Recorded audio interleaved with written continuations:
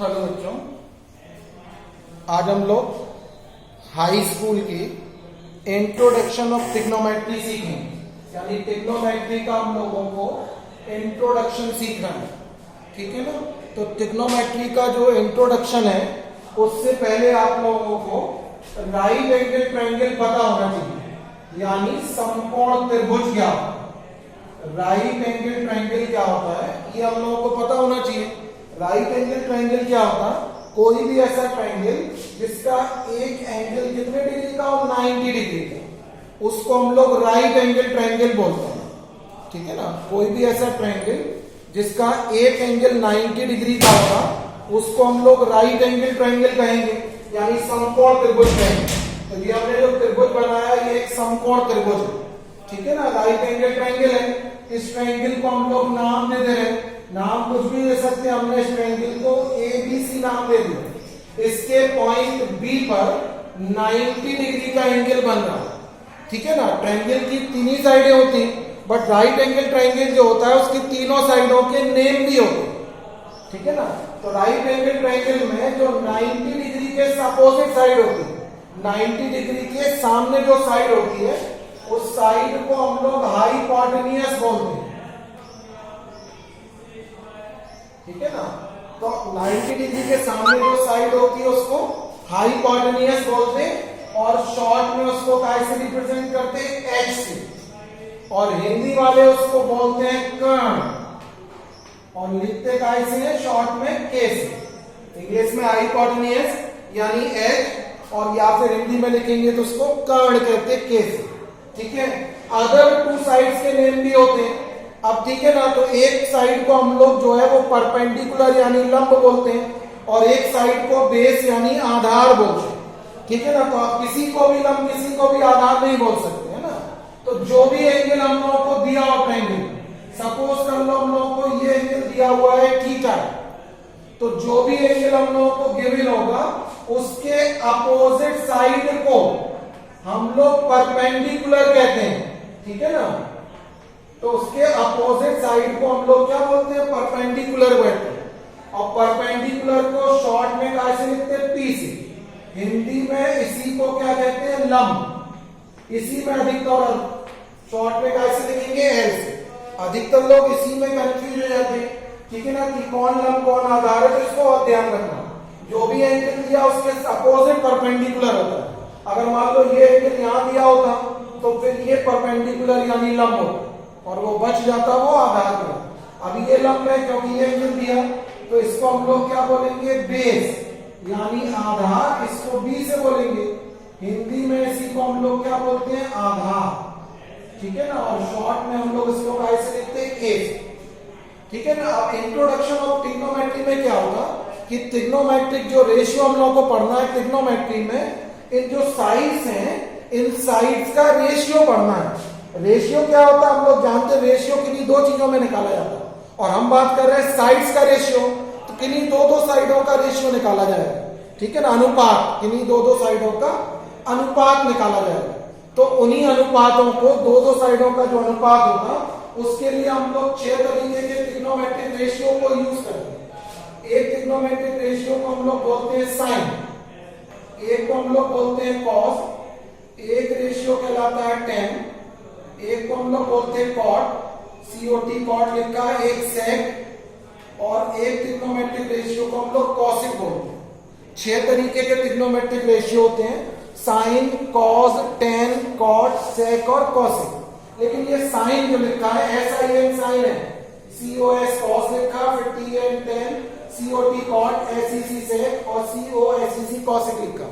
लेकिन इनका अपना खुद का तब तक अस्तित्व नहीं होता, ठीक है ना, जब तक ये डिफाइन नहीं हो सकते, जब तक इनके साथ में कोई ना कोई एंगल नहीं लगा।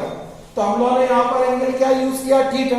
तो हम लोग इनके साथ में एंगल यूज करेंगे, तो ये कहलाएगा साइन थीटा। थीटा की जगह पे कुछ भी हो सकता है, एंगल पाई हो सकता है, तो हम एक ए एंगल लिख सकते हैं, एंगल कुछ भी लिख सकते हैं। Sine theta, cos theta, tan theta, cot theta, sec theta और कॉसिक थीटा। तो ये 6 तरीके के trigonometric ratio. Sine theta equal to क्या होता है, परपेंडिकुलर अपॉन हाइपोटेन्यूज होता है। साइन थीटा का रेशियो क्या होता है, इसमें परपेंडिकुलर और हाइपोटेन्यूज का रेशियो निकाला है। हिंदी में इसी को हम लोग बोलते हैं लंब बटे कर्ण, एल अपॉन के। जो हिंदी वाले पढ़ेंगे उसको एल अपॉन के बोलते हैं। कॉस थीटा को हम लोग बोलते हैं बेस अपॉन हाइपोटेन्यूज। बेस और हाइपोटेन्यूज का रेशियो होता है कौन? कॉस। ठीक है, इसी को हिंदी में बोलेंगे हम लोग आधार बटे कर्ण। टेन थीटा इक्वल टू होता है परपेंडिकुलर अपॉन बेस। इसी को हिंदी में बोलेंगे लंब बटे आधार। ये लंब और आधार का अनुपात होता है। एक्चुअल में होते तो तीन ही रेशियो है ऊपर वाले, बाकी तीन जो है वो ऊपर वालों के ही रेसिप्रोकल है।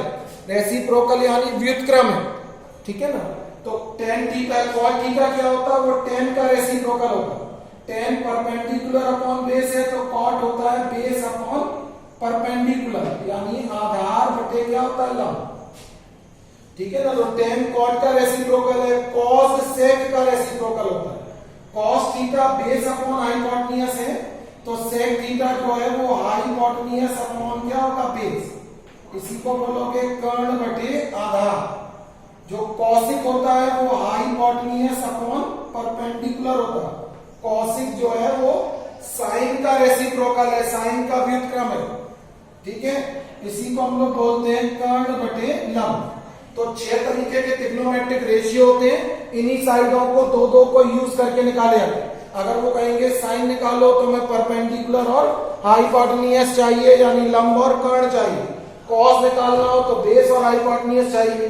ठीक है ना। तो इस तरीके से हम लोग जो है ट्रिग्नोमेट्रिक रेशियो को लिखते हैं। अब इन्हीं को सीखो हमने बता दिया कि साइन का रेसिप्रोकल कॉसिक है। अगर साइन याद है तो कॉसिक उसका उल्टा बोल दो। कॉस याद है तो कॉस का रेसिप्रोकल सेक है, उसको उल्टा करके बोल सकते हैं। और टेन का रेसिप्रोकल कितना है? कॉट। अगर इनको सीक्वेंस में याद रखो तो याद रखने के लिए हम लोग ये भी फॉर्मूले की तरह ट्रीट कर सकते हैं, P B P upon H H B करके लिखें। तो इन्हीं सीक्वेंस को इस तरीके से भी याद किया जा सकता है, पी बी पी और एच एच बी। अब इनके नाम लोग अपनी तरफ से कुछ भी बना लेते हैं। ठीक है ना। हम ऐसे बोल लेते हैं सीक्वेंस को याद रखने के लिए, पंडित भोला प्रसाद हर हर बोले करके। पी मीन्स पंडित, बी मीन्स भोला, पी मीन्स प्रसाद, फिर हर हर बोले करके इसको सीक्वेंस को याद रखते हैं। ठीक है। तो इसी से चलेंगे। देखो साइन को देखो, इसी सीक्वेंस में चलो। साइन थीटा होता है परपेंडिकुलर अपॉन हाइपोटेन्यूज। कॉस होता है बेस अपॉन हाइपोटेन्यूज। ठीक है ना। टेन होता है परपेंडिकुलर अपॉन बेस। फिर कॉट निकालना तो यहीं से उल्टे बोलने लगो। कॉट होता है बेस अपॉन परपेंडिकुलर, सेक होता है हाइपोटेन्यूज अपॉन बेस, और कॉसिक होता है हाइपोटेन्यूज अपॉन परपेंडिकुलर। तो ऐसे याद रख सकते हैं। हिंदी वाले जो याद रखते हैं वो लाल बटे कक्का से याद रखते हैं, एल एल बटे के ए से, लाल बटे कक्का से। अब फुल फॉर्म पे कोई भी कुछ भी बनाता है, हम बोल लेते हैं लाल अनार लाओ, काका काकी आओ करके। ठीक है ना। तो लाल बटे कक्का भी बोलते हैं। तो वैसे चलता है साइन लंब बटे कर्ण, कॉस आधार बटे कर्ण, टेन लंब बटे आधार। फिर कॉट में चलोगे तो आधार बटे लंब उल्टा, सेक में कर्ण बटे आधार, कॉसिक में कर्ण बटे क्या यूज कर सकते? लंब। तो इस तरीके से 6 ट्रिग्नोमेट्रिक रेशियो आप लोगों को याद करने। ठीक है ना। इसी के साथ साथ एक थ्योरम भी याद रखनी है जिसको हम लोग पाइथागोरस थ्योरम बोलते हैं। जो थ्योरम हम लोगों को याद रखनी है वो है पाइथागोरस थ्योरम। पाइथागोरस थ्योरम क्या होती है? Hypotenuse square equal to perpendicular square plus base square. इसका यूज कब होता है? जब हमें ट्रायंगल की कोई भी दो साइडें पता है और तीसरी साइड की हमें जरूरत पड़ रही। दो साइडें पता होगी और तीसरी साइड की जरूरत पड़ रही होगी, तो इस फॉर्मूले को हम लोग यूज कर लेंगे। तो दो साइडें दी होगी तो तीसरी कोई भी तीसरी निकल आएगी। ठीक है ना। हिंदी में इसको बोलते हैं कर्ण का स्क्वायर बराबर लंब का स्क्वायर प्लस आधार का स्क्वायर। तो इतना आप लोग पहले याद रख लो, फिर कल हम क्वेश्चन आप लोगों को करवाएंगे इसको। तो इसको नोट करेंगे पूरे फॉर्मूले। ठीक है, ध्यान से, कुछ नहीं आएगा तो बताएंगे समझ।